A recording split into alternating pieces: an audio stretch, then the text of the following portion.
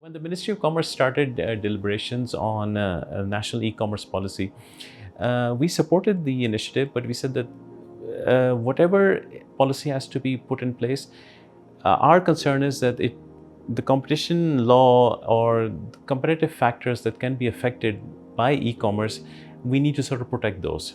For example, if Daraz is a very dominant e-commerce vendor in Pakistan. Now, how can Daraz sort of take advantage of its very significant market power? One, it could price different according to your location, and there have been examples of this in Europe and America.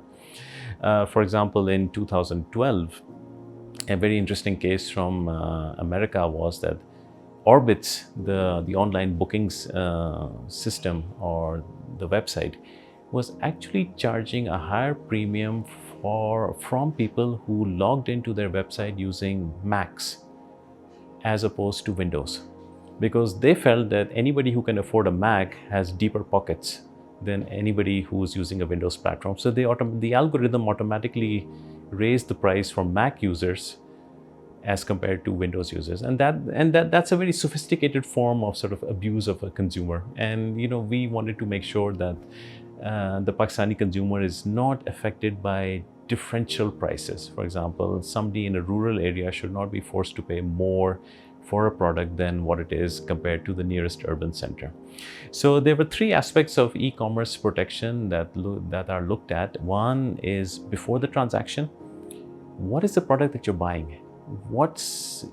How clearly is it defined as to what needs it serves you? That should help you make up a decision as to whether to proceed with the transaction or not.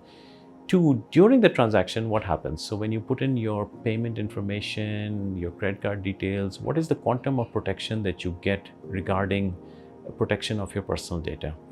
And three, after the transaction has been completed and the product is delivered to you, what kind of after-sales service or what kind of protection do you have as a consumer in case it doesn't work, it's not what you expected, or it's just something that's completely not what was advertised? So there are three aspects that e-commerce and competition law look at. And these are internationally based parameters.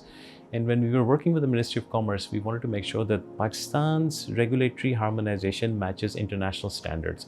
So UNCTAD, the United Nations Conference on Trade and Development, has put into place sort of an e-commerce framework. And we wanted Pakistan to be very, very similar to international standards, because when we are rated or ranked every year by international organizations, we wanted to have an apple-to-apple comparison. So that was the intellectual effort we put into towards developing or helping the Ministry of Commerce develop the national e-commerce policy.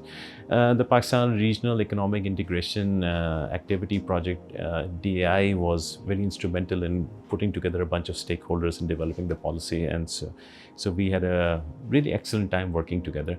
And as I said at the start of this, when institutions work together, I think the end product is way better than people working in isolation or in a silo mentality. Entities like DAI and their PREIA project, they play a remarkable facilitating role. If it wasn't for PREIA itself, we would not have had the opportunity to get involved with the Ministry of Commerce's e-commerce policy formulation mechanism. So I find it very essential.